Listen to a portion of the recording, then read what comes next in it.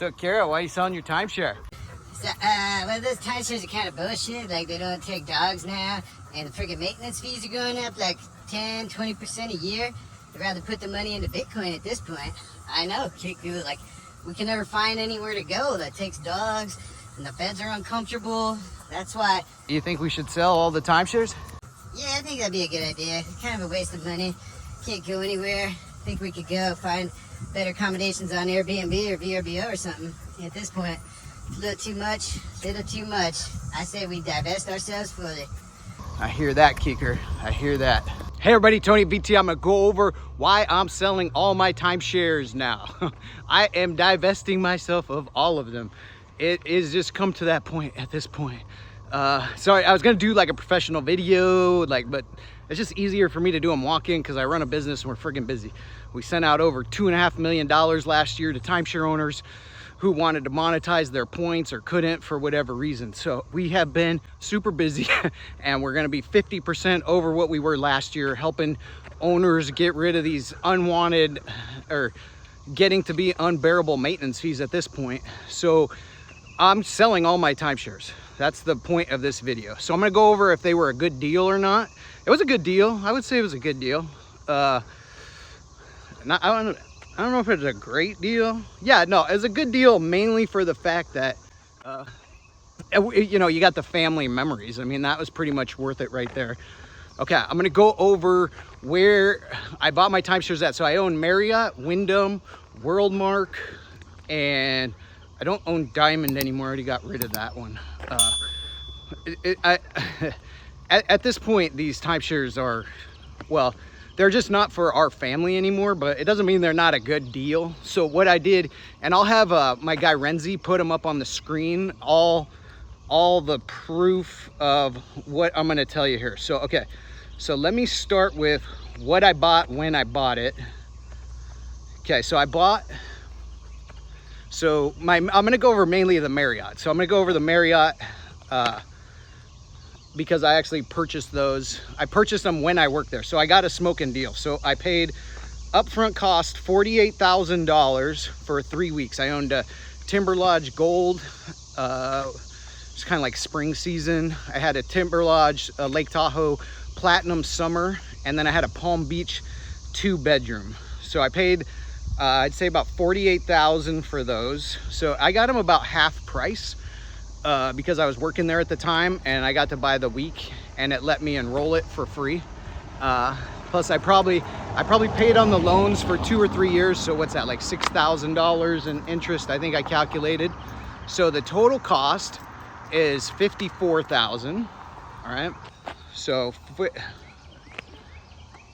my total is $54,000 up front. I'm going to sell them. My broker, I just sold one within a week of contacting my broker, who you can contact us at support@timesharesimplified.com, because depending upon when you watch this video, it's 2024 right now, May. Could be somebody different, but right now I use David at Magical Realty, and we can get you his information and any updates on if he left the business or whatever, depending upon when you watch this. Okay, so I think I should end up with about $17,000 from the sale. My one, I already sold the Palm Beach week for like $10,000, sold in a week. My other one, he said I should get like $6,000 or $7,000, and then maybe $1,000 or $2,000, I think, for the Gold Timber Lodge. So I'm gonna say I get $18,000. All right. So then I subtracted the 18, okay, where was that? 54, so my total cost $38,000. And then I paid $55,000 in maintenance fees. I didn't want to do it with the dog, but I just wanted to get this out there because I keep trying to set it up all perfect with a screen and an office, and it just doesn't work out for me. So I spent $55,000 in maintenance fees. So I've put out $92,000 in the last 10 years, okay?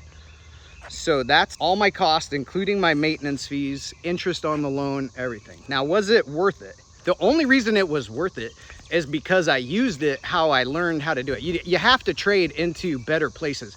You have to have a lock-off unit, or else it's really not worth it. Like if you just own points with Marriott, I mean, you got a tough road to get your money back. You got a really tough road. And that's why I'm selling all my timeshares. These timeshare companies, are absolutely insane at this point. Sorry, the dog. So I don't trust them. They are trying to do everything they can to make it as hard as possible, give as little value as possible. Everything they're coming up with is complete bullshit. Like these cruises and these tours and all that shit is a horrible value. It's like you're not even getting 60% of your maintenance fees back. So cruises, tours, airfare, anything like that, complete waste of money. Turning your points into Marriott reward points, complete waste of money. You'd be lucky to recoup half of your maintenance cost every year. Plus you have that outstanding purchase price now. Now they're trying to do everything they can to prevent you from renting it, which is like they sent a letter to our one client. She's friggin' 90 years old. Her husband died like 20 years ago. And they sold this all to her in like 2001 under the pretense she could rent it out. She's 90 years old. She can't even leave the house. What's she friggin' supposed to do? Go on a cruise for 7 months when she can't even really leave the house and she can't hear?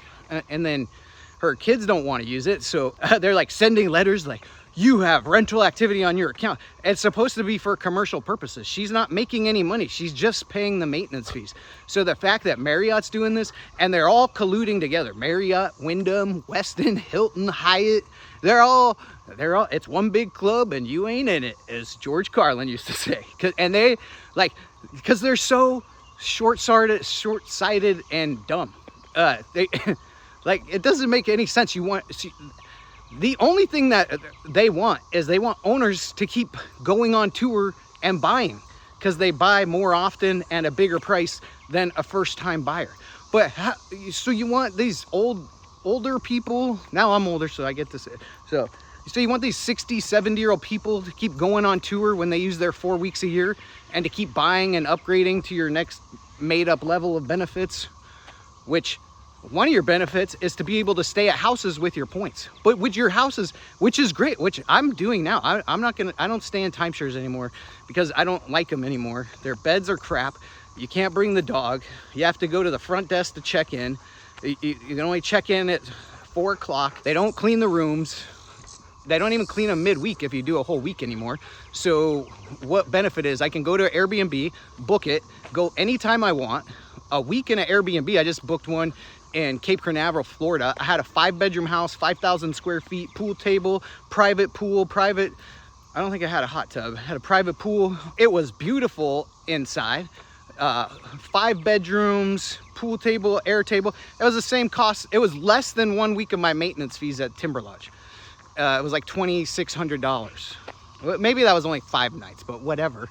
It was infinitely better than having a little condo at the thing. Plus we had a barbecue outside, or grill. I didn't have to go check in. You just pull up, you're right there. They give you a key code to the door, you're in. So I'm selling all my timeshares.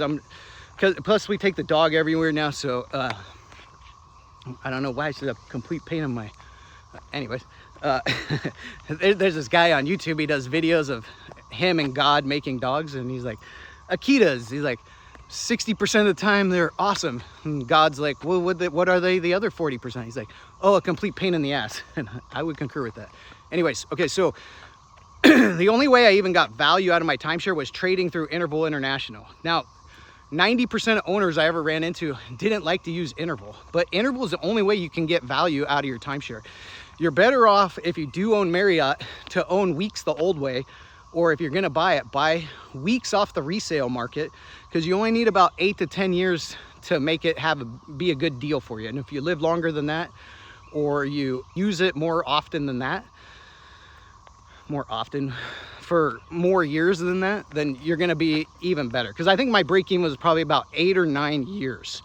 Now, the destination points were good. The best is if you could buy them off the resale and get them enrolled into destination, so you have the option on whatever year you want. Because staying at the Ritz-Carlton, that was a really cool experience. That was like worth it. You know, so I grew up a poor Mexican, so I always had champagne taste on a beer budget. So I would always book the Ritz-Carlton in Vail, Colorado in June. There's like the first week in June, it was like 1,600 points for 5 or 6 nights. And then I did a 3-bedroom there one time for 2,800 points. We had a private chef come up to our room. I think I like wore them down because I got them to come up. It was like $300, so it wasn't that much as a normal dinner. And they cooked everything in the room, gave us caviar and all that stuff, and it was a really cool experience. So that was worth it, because those units, if you go online, and I'll have Renzi post the pictures that we took if you went to these places I traded to or stayed at directly. Now, I don't say I saved that money, because there's no way in hell I'd spend $8,000 to go to the Ritz-Carlton for 6 nights. So I didn't save any money, but I got that in value. So that's what I always got across to people.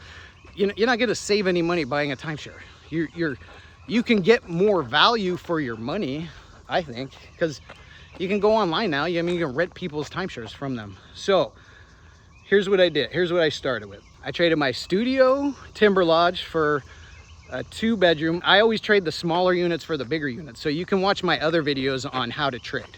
So I traded my studio for a 2-bedroom in Spain, 2-bedroom for Shadow Ridge 2-bedroom, a studio for Shadow Ridge 2-bedroom, a studio for a Timber Lodge 2-bedroom, a 1-bedroom for Canyon Villas 2-bedroom, Timber Lodge 2-bedroom to the Four Seasons 2-bedroom. That was really cool. We always liked the Aviara till our most recent trip. The Four Seasons Aviara was our favorite trip. We've been there like 3 times. So we had a supplemental week, a studio. I traded for a 2-bedroom Summit Watch Park City,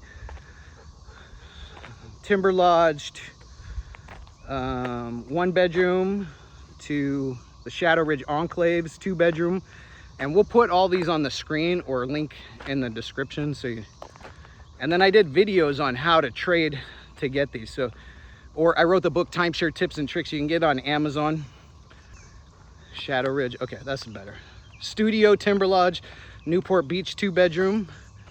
Now Newport Beach is great to trade into because they only have 2 bedrooms and there's like 900 units there or something. No, 2-bedroom Timber Lodge, because that one I own in Lake Tahoe is a 3-bedroom, so it locks off 2-bedroom. That went to the Four Seasons 2-bedroom, studio to Newport Beach 2-bedroom, a 2-bedroom to the Hyatt in Sedona 2-bedroom, studio to Summit Watch 2-bedroom, Timber Lodge 2-bedroom to the Four Seasons 2-bedroom. You get the idea. So I had all those trades, and what they added up to was $123,000 in value. So I guess that's not bad. I spent $92,000, but I got $123,000 worth of value. And I got to go to those places that I'm too cheap to pay for. This dog is killing me. I mean, I guess it was worth it. It was worth it because we have a lot of cool memories with the kids. We got to see a lot of cool places. The Wyndham and Worldmark I don't even use. I don't really like their properties. They're kind of,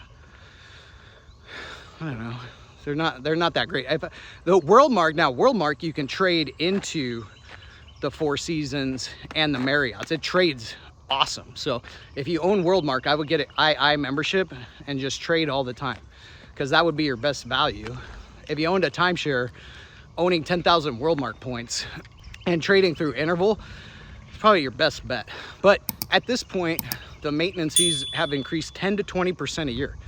So say you're like my average client who's like, you're 65 years old, you and your wife, $280,000 a year, you saved, $1 million or so, $1 million or $2 million, maybe $3 million. Are you gonna be, even if you save $2 million, and you live off, what they say, you should only live off like 4% now. So 2%, 10% would be 200,000. 5% would be 100,000. So if you save $2 million and you live off 90 grand a year, and then you get your Social Security, so you get another 30 grand a year, so 120, 150 a year. So say you're making 150,000 a year in retirement. Well, hopefully your house is paid off and all that. But if you owned, say, 10,000 points at Marriott, and you just own points, you're paying about $8,000 a year in maintenance fees. And 10 years from now, when you're 75, you're gonna be paying $20,000 a year just in maintenance fees. And you're only bringing in $165,000 in retirement. And that's if you're lucky and you're making that much.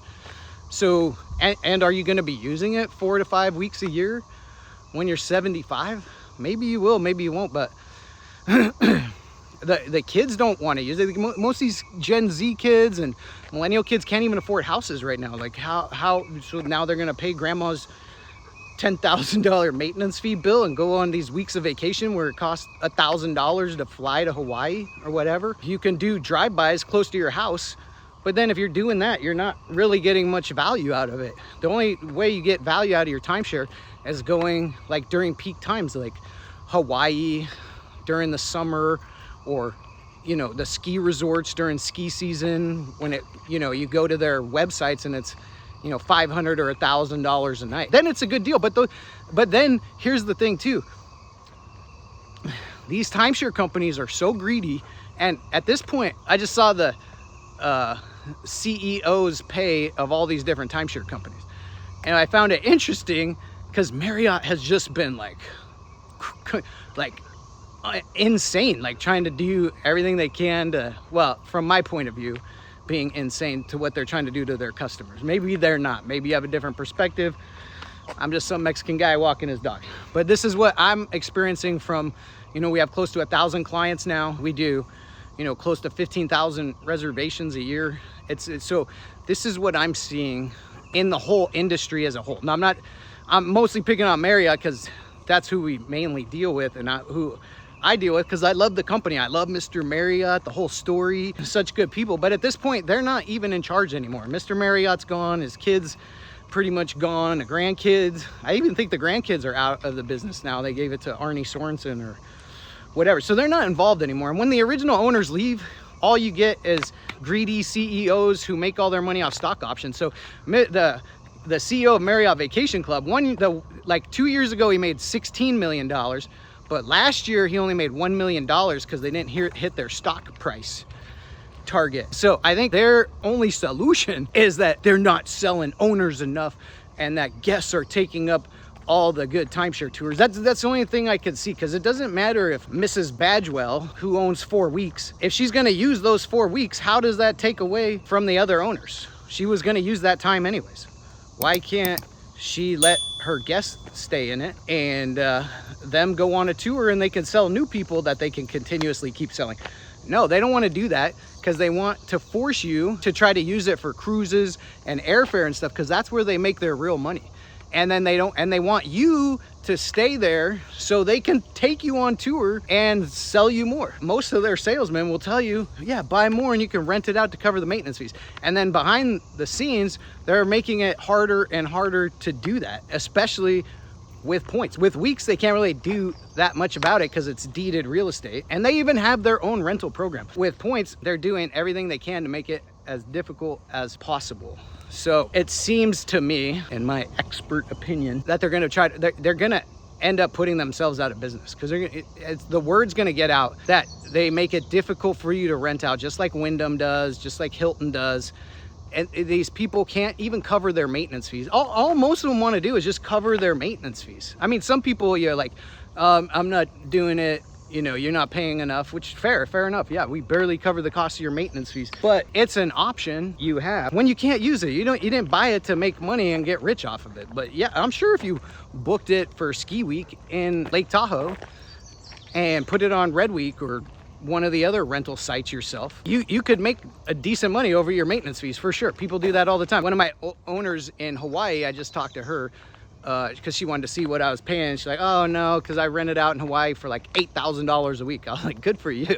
I was like, that is awesome. So you can do it for sure. But I mean, it's not as easy. I did other videos on how to do it, and then I wrote in my book how to do it if you want to get that and try to do it on your own. You can do it, but it's not quite as easy. You have to book that a year in advance. So you call right now, book next summer for hot August nights in Lake Tahoe or Newport Beach next summer for 2025, and then get it for a good week, like a holiday week, and then try to list it on your site, whatever site you pick. But then you got to realize, depending upon what site you pick, like if you pick Airbnb, they add 10 to, well, you can't really tell. It seems like they add about 10 to 15% over what you charge. Same on the other websites. Red Week doesn't. You can list on there, but Red Week is only timeshare owners go there, really. And timeshare owners are always looking for a good deal. And plus, there's tons of competition on there. And then you have to have the cancellation policy. A lot of people try to cancel at the last minute. So if you had it booked on points at Christmas or in the summer, and then they want to cancel a week before, and they give you a big sob story, and if you take their credit card, then they try to charge their credit card back. I mean, we get like $30,000 a year in chargebacks, just people getting around our cancellation policy. So you have that. I had one owner contact us. They're like, can you just do it for me? Because I had it on Red Week, and then the person rented it from me, but then they gave me a sob story 2 days before check-in, and then I lost all the points. So even if you're just barely covering the maintenance fees, I'd still rather just get the maintenance fees covered. So you have that. I'm gonna sell my Wyndham timeshare. I'm gonna sell my Worldmark timeshare just because I don't want to stay at timeshares anymore. The maintenance fees are crazy. I'm putting all the money into Bitcoin. Do I think timeshare is a good value? Yeah. If you use it the way I did, and you lock off your units and trade them through interval, because then you could trade a studio at, you know, whatever resort you own at, Canyon Villas or Grand Chateau in Las Vegas. You could trade a studio to a 2-bedroom in Hawaii at the Marriott Maui. Now that's a good deal because it would cost you $5,000 to $8,000 to pay the hotel price. That's if you like to stay in hotels and you like the timeshare resorts, and that's the best way to do it. And you can take your families and, you know, do the same experiences. But what are you gonna do when you leave it to your kids or your grandkids? Are they gonna wanna use it? Are they gonna be able to afford the maintenance fees?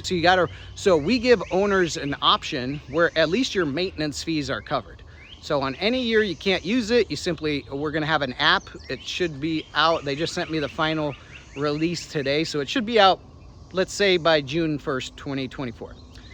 Actually, now that I said that, I'll make it happen because I just got to approve it. There was just a few things with the notification. So you have our app, Timeshare Simplified. Get it in the App Store, download it, submit how many points you want to rent out, any number, big or small, or not, or any points you want to monetize, not rent. So do that. That way your fees are covered. Even if you buy from the developer, buy one of their combo weeks, which is like points and a week. Always get a 2-bedroom walk-off. Try to get the Grand Chateau 3-bedroom. That's a great unit with really low maintenance fees. So, because if you can get lock-offs with enrollment into points, so you do have the option, because the best way to get your money out is to stay at those Ritz-Carlton properties, which are never friggin' available. But if you get on the waiting list, I have another video on how to get the reservations you want using the waiting list. You always have to use the waiting list, especially on those ones that are sold out. Or you got to book like 13 months to the day or 10 months to the day to get those places, because there's not much inventory there, because those people, you know, obviously bought it to use it, and they don't, you know, necessarily want to go stay at the Marriott. If you can afford a Ritz-Carlton fractional for $300,000, they're probably more like me, where they want their own house. And then to be fair, when timeshare came out 20 years ago, even when I bought it 10 years ago, Airbnb and VRBO wasn't really a thing. Now it's a thing. You friggin' log into their app, book it when you want, where you want, a week. I mean, I stayed in Hilton Head in one. It was a nice little cottage. Everybody has their own room, their own space. You have full kitchen. You have all the pans, spices. They had a golf cart. We got to drive around town. It was really cool. Where else did we stay? I stayed in one in Miami. I think technically it was in Hollywood, Florida, but right there for a conference. We were there for a week. We had our own private pool. Really nice. The beds were really comfortable. Oh wait, no, not that one. I brought my own mattress pad because, hey, I got a Tempur-Pedic bed. It's hard to beat. But even the one we stayed at in Amarillo, Texas, was really nice. The most comfortable beds you ever slept on. I asked the guy where he got them. He's like, these are like $400 mattresses off Amazon, and they were infinitely better than the friggin' Marriott Timber Lodge mattress when I stayed there the following month. So just their quality is going down, their service is going down. There's no point in using it for anything. Like if you use it for a cruise, you're insane. If you use it for a tour package, you're insane. I just had a guy, he was gonna rent out, or he's gonna use 30,000 points to go on this tour. And I was like, okay, so we'll pay you whatever it was, $23,000 for those. And he's like, oh, well, I want to use it on that tour thing. So now think about this. That guy paid probably $300,000 or $400,000 up front. He's got his maintenance fees. He's like, no, my maintenance fees are like $16,000. Oh, because I was like, well, why don't you rent it out through us, get your $23,000, buy that exact same trip at the exact same place, but just pay cash, because it'll only cost you like $12,000, and then you keep the $10,000 to help offset the maintenance fees. And I don't think he got what I was saying, because he's like, oh, my maintenance fees are more than $10,000. I was like, well, you gotta, you know, pay, you know, you gotta use the other 11 to pay for the trip. And then you still have most of your maintenance fees covered, as opposed to just using those 30,000 points for a tour package. And that goes for everything: the airfare, the hotels, the rewards points, I mean, I can't think of one thing. One of the ladies, brokers we deal with, she calculated out, now this was years ago, maybe 3 or 4 years ago, at 42 cents a point you were getting. So maybe they're giving you a little more now, because what Marriott does is they take all the, if you go to Marriott.com, you can stay at any of the timeshare resorts anytime you want, any day of the week, because they take all those points that you turn in for cruises and things, and then they rent it out for like 70 cents to $2 a point. And that's where they're making all their money. And they make way more money doing that than selling the timeshare. So they're going to continue to do that. They're going to continue to force you to use their programs like that. They're going to keep you doing that. They're going to keep raising the maintenance fees. It's not necessarily their fault, but they don't care if the maintenance fees go up, because they get a percentage of whatever the maintenance fee is. They get their 10% management fee. So they're not trying to cut costs and do all that as much as possible. In my opinion, maybe they are. I'm not on the board of any of them, but it doesn't appear like it. And it does look like a lot of the cost is because the insurance costs have like doubled everywhere for some reason. It's not like there was storms in Tennessee that caused so many problems, and Hilton Head and Nevada and like it's weird, all these insurance costs have gone up tremendously. So that's a big rise in the maintenance fees, plus power costs, plus just inflation in general. So if inflation keeps at this pace, like hyperinflation, like I know is going to, it's just going to get worse. So hey, that was the point of my video. Hit like and subscribe. We can help you out. If you don't want to use your points for the year, contact us, support@timesharesimplified.com. You can get my book, Timeshare Tips and Tricks. If you want to learn how to trade or rent it out on your own, you can totally do that, or we can help do it for you. No cost to you. We never charge anything up front. And I just got a meeting with a guy. I think we're going to be able to come up with a better product than timeshare, using blockchain cryptocurrency type system. So I'm excited for that, and I'll keep you updated on that. All right, you guys, peace out. Have a great day.